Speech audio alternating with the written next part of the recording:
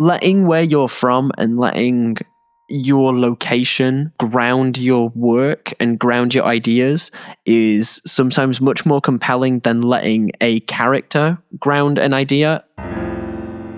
Welcome to Platform Z, or Z, whichever you prefer. Join me, Noah Lennon, as I speak with my generation about a range of topics and themes in the present day. Hello, friends, family, acquaintances, whoever you are, thank you for tuning in to the 17th episode of the podcast. Today, I'm speaking with a free-spirited actor, writer, and aspiring director from Manchester. He's a second-year student at the University of Manchester, studying drama and film alongside an additional sci-fi course. He's been writing poetry for 6 years and acting for 9 years in his local Salford Theatre Company. This year, he penned his first play, Act Your Wage, a fastly paced, witty, original story based on his own experiences working in pubs in Manchester. Currently, he's working as a practitioner at a local nursery and is spending a lot of time hanging out with his cats and snakes. He's a good friend of mine and an incredibly open, lively, and indefatigable soul. Ladies and gentlemen, please welcome James Campbell. Hello everybody. Thank you for that wonderful introduction. It's really nice to be here on the air. I like treating this like it's a radio show. I think it's a much better way to go about it. At the top of the hour, here we are. Yeah, well, thank you for coming on, James. Today's episode is on Poetics. We'll be discussing everything poetry. When I first started writing poetry, I wanted it to be very fantastical, if that makes sense. I used to really enjoy writing poems that seemed like fairy tales that were tailored around my life and my experience and trying to just sort of blow it out of proportion. But now what I like to do is I like to sort of minimize. Sorry, as I say this, my cat is, I will be doing this quite often. I will be updating you to see what my cat's doing. My cat's just put his whole paw in my glass of water, so I will not be drinking from that anymore. But back to poetry, sorry, because that's really important to me, is that everybody knows that. Poetry is about what's right in front of you. That's my point. And the fact that that just happened right in front of me and has completely thrown me off topic is worth talking about, because that's poetry. Yeah. Absolutely. That was really where I wanted to start off, James, with how and when you first found your love for poetry. So I was 14 and my family, we like to go to this place in Cornwall called Poetics, and we used to go every year growing up. And it's such a special place for me. I can leave all of my. I didn't have a lot of troubles, but you know, I got to leave all my baggage at home and just go somewhere else. And I used to go surfing. That was really important to me as a kid. Getting the shit kicked out of you by the ocean, if that makes sense. That's a lot of what surfing is when you're in England and not somewhere cool to go surfing like America or Spain or whatever. There's such a wonderful distance that I have in my head of where I spent my time growing up and where I spent my summers. There's a lot of myth surrounding Cornwall, like the whole Cornish pixies and stuff like that. I'm sort of obsessed with fantasy and fantastical elements sort of creeping into modern life. My first poem was a bit gory and quite brutal, but I also wanted it to be quite beautiful. It's a story about a scarecrow, and I don't really want to go into it anymore because it's quite visceral, and I'm able to look back on that and be like, I recognize that this is the start of something. Yeah, so well articulated. I was going to ask you about your first poems, but if you don't want to share, that's also okay. And I think it's really important to acknowledge that they were the poems that helped you get through certain things, and like a dump of something that was inside of you.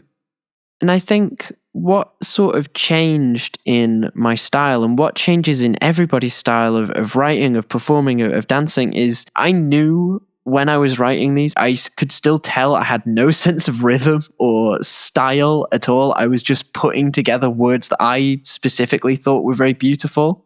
But now what I've started to do is I've started to take more and more influence from John Cooper Clarke, who is a very famous Mancunian poet, and his sort of drab lyricism is really, really what inspires me. The sort of Manc-isms, if that makes sense, like colloquial terms that only people from Salford and from Manchester use to each other. That really obviously sticks quite close to me. Letting where you're from and letting your location ground your work and ground your ideas is sometimes much more compelling than letting a character ground an idea. If you wanted to take comparing poetry to prose, for example, you can use much more of an individual approach. I wanted to talk about the importance of my pseudonym, if that makes sense, and why poets and creatives have a pseudonym or have like an alternate identity they like to give themselves to distance themselves from their work. I've been writing under the name James Rambles for 6 years. It's a very simple and very boring pseudonym, but I do like to talk a lot. I catch myself always going on and on. I might drone on and talk about incessant stuff, but my poetry now finally is hopefully shorter and sweeter. But you can only get that through experience, and I'm sure you know loads about that. I agree for sure. It's so important to acknowledge how things change over time. I think you have to start, not even in a good place. You can start just by starting. You're only naturally going to evolve in your style. Yeah. So you mentioned John Cooper Clarke as a big inspiration for you, James. And you also mentioned to me earlier that your favorite poem was Attack of the 50-Foot Woman. What is it about that poem that you love so much? And could you possibly read it out to us? I would be more than happy to read it out. This poem struck me as really impactful because I'm so sorry, my cat has just spilled all of my water all over my table. This is going so poorly. I'm so Honestly, sorry. I love the chaos. This is the most chaotic episode we're going to get. So let's embrace it. Do you know what? I'm just going to plow through it. I'll sort it out after. Plow through, James. Plow through.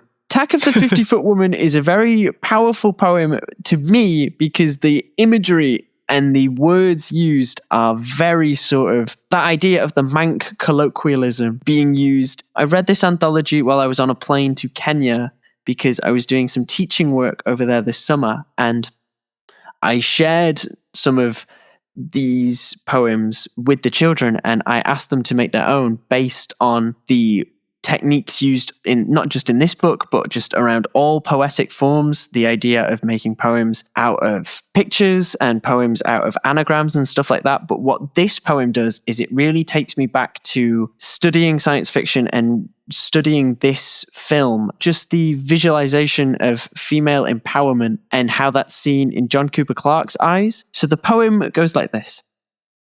Her molecules got magnified, her faintest whisper amplified, takes the highway in her stride. She's a little on the large side, Attack of the 50-Foot Woman.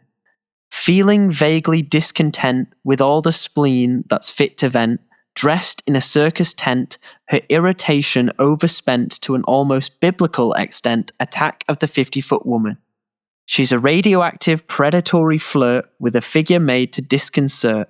Mess with her and you're gonna hurt. Lapsed Catholics reconvert. Attack of the 50-Foot Woman. Who needs some overgrown chick stomping on their block? Mad, bad, sad, sick. How's the antidote coming on, Doc? Sports cars for roller skates. She straps them on whenever she's late. She's too big to appreciate. She'd be better off back in the States. She needs her own space. Let's face it. Attack of the 50-Foot Woman. Blacking out the afternoon, she lends an air of ominous gloom. Was it something we said or a phase of the moon? Anyway, we ain't got the room. Attack of the 50-Foot Woman. Attack of the 50-Foot Woman. Please remain alert. Don't be driving down the outside lane, peeking up her tent/skirt. Attempts to reach her only stiffed, tried gold, flattery, top dollar gifts in a vain attempt to heal the rift. Still she seems a little bit miffed. Attack of the 50-Foot Woman.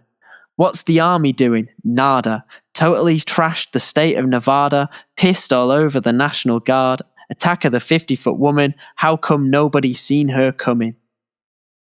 And I don't know, I think it's funny. I think it's quite drab. I think it addresses a lot of attitudes, and without putting a stance on them, it uses a lot of its own conventions. I think it's a really fun and enjoyable piece of poetry. It takes you on a journey, right? That's what most poems and what most visual language is supposed to do. It's supposed to evoke that sense of moving while you're being stationary.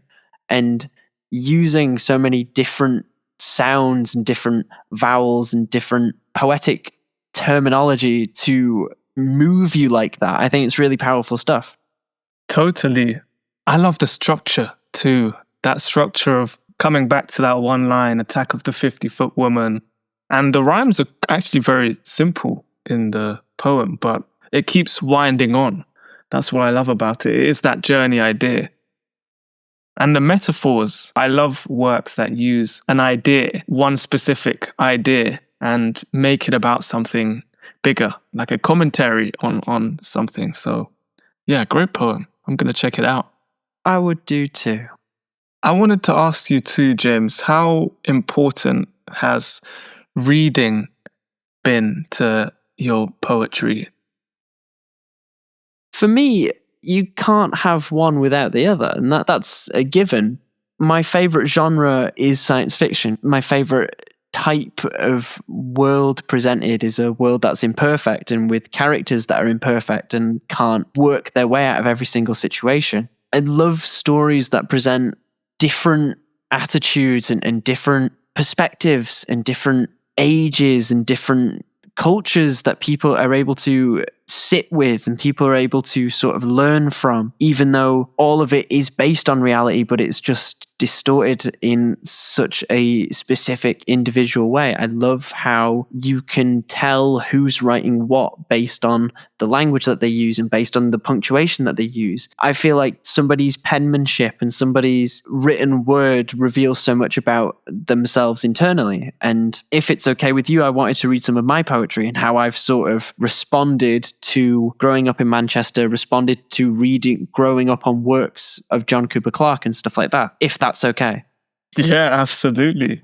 Yeah. So go ahead. I'd like to start with my shortest poem that I've ever written, but it's also one of my favorites. And it's based on something I saw incredibly recently while I was cycling.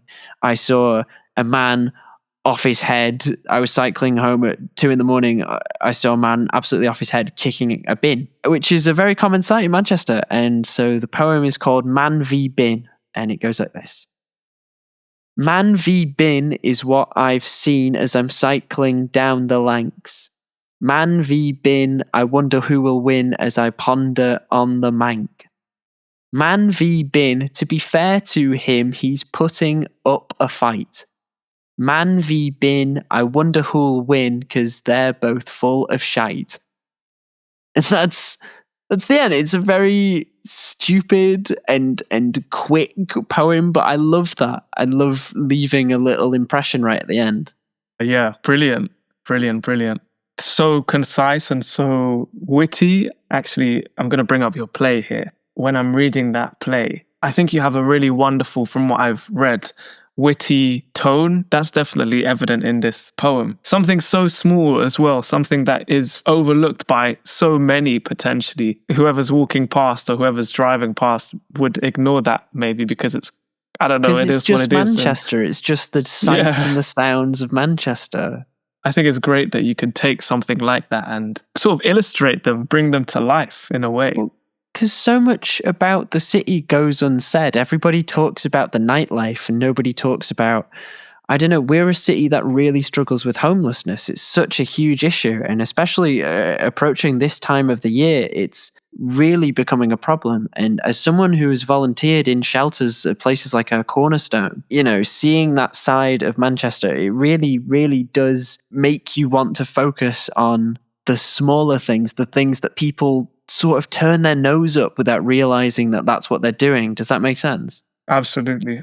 It is a big problem because I was talking about this with a friend the other day. I've been giving a lot more to the homelessness in Manchester, to those that are homeless. Brixton, where I'm from, it is very similar, but I've sort of struggled to give to them because there's also a big crack epidemic and a lot of people just on drugs and passing drugs around. In Manchester, also the fact that the council and the police are constantly moving these people, and how space seems to be such a polemic factor to the homelessness crisis, I would say, in Manchester. You're absolutely right. I mean, I don't want to bring the tone down, but where the Christmas markets are now, right outside the town hall that's still being built for years, in March of this year, the council came, removed, and then destroyed a bunch of tents that people were sleeping in, that people were seeking asylum in. That's the side of Manchester that nobody really wants to talk about. That's the side that people turn their noses up, is the reality that we're a city that has so many different problems that we don't really know where to begin. And so I try and address small things in poetry. And that brings me to another poem that I wanted to talk about, which is what I've called The Day That Sax Guy Died. And to elaborate on that, there is a very infamous figure of Manchester. He sits on St. Peter's Square, which, if you've ever got on a tram, you'll have gone past. And there's always a man who sits there every single day and he plays the saxophone. He's been there for as long as I can remember. When I got my first job right in the heart of Manchester, I would walk past him every single day. I wanted to write a poem about the importance of his life by talking about the day that he dies. And so this poem goes like this. St. Peter's Square will lose a side, a soulful bloke who plays with pride. We all hanged our heads and cried the day that Sax Guy died. I heard on the grapevine he was brown bread. I said to the wife, take me instead. He'd play to anyone who'd turn their head. I'm tossing and turning in a silent bed the day that Sax Guy died. Oh, you soulful man, don't you know I was your biggest fan, greeting people off the tram with music sweet as jam the day that Sax Guy died. And when he crosses St. Peter's gates, I hope that he won't hesitate to light them up and set them straight. You'll be missed and all that jazz, and we'll be pissed, withdrawn razzmatazz the day that Sax Guy died. The day that Manchester lost our guide, the day that street-side soul runs dried, tomorrow will all be a little more snide, a Viking burial on the dockside tide, the day that Sax Guy died. Excellent. I cycled past him the other day and showed it to him. He told me his name. His name is Olu. So if you ever see him around, give him some money, give him what change you've got. Say hi, say thank you, I guess, for playing such great music for free. He's awesome. He's a really good dude. Yeah, he's amazing. With the written poetry and the spoken poetry, do you feel there's a big difference in writing it down and then speaking it aloud? Absolutely. Writing something down, the way that I get a lot of my ideas, I feel like I get struck by lightning at like 3 a.m. I just get an image, or I get just a phrase that I have to say because I know it would sound good in my voice, if that makes sense. I know it'd sound good on my piece of paper because it's the way that I talk, and nobody knows that better than you do, right? So when I get hit like that and I have to say it as well, you can't just write something down. You have to know how it's going to sound when it comes out your mouth. If it's okay, I know we're running a bit over. I did want to read one last poem. Yeah. It's called Traffic Jam. A shitty city that churns out chongs while the roads ooze traffic jam. Skeletal stationary tramps stir, and all the while a network of bees whir. A hive mind with an axe to grind, forget the fruit, devour the rind, forge these metal ties that bind as we smear along the traffic jam. And the cyclists swoon on a sticky dune. I'm holding a tray in my hand, and pick at the poisoned chalice, reluctantly paid with malice, and the children cling and pluck at my hair. Christ, I need to shave. A summer fling chucks life at you. Christ, I need to save. Honey makes the world go round, but the bees are at a standstill. Mr. Burnham, we pay your ransom. We're hired if we're handsome. I'm tired, but I'll take a chance on traffic jam. Fizzing scepters and stringy plastic, my head is light with no crown. My mouth quivers against an oncoming frown, and down we go, digging our holes. The rabbits, they squeak in delight. The shovels you bought from TikTok shop that rust and give you tetanus. The corporations threaten us, but traffic jam greases the wheels. Kings in metal boxes declare war. On the road, our souls are sore in an aluminium dominion. To be mank with you, lad, I think it's all a fad. A man says it is local. He's 7 pints in and is a has-been, but alcohol makes him vocal. He's talking to the wall, he can't stand at all with a Stone Island badge on his arm. He means to do someone harm. He stumbles without paying, he fumbles about swaying until he reaches his car. A beaten up box that he can't afford, he tells his mates it's better than Ford. Key in ignition, man on a mission, and reverses back into his local. Airbag deployed, man in the void, and the ambulance is still stuck in traffic jam. That's outstanding. Wow. That's my favorite. I hear a lot of rhythm in that, James. I know you said earlier that you don't have that sense of rhythm, but every poem you've read, there's been a rhythm. It's also something that you're not born with necessarily. You just gain that musicality and rhythm over time. But there's definitely a rhythm in the words, and maybe that's just the poet in me picking it up. But no, it's definitely rhythmic.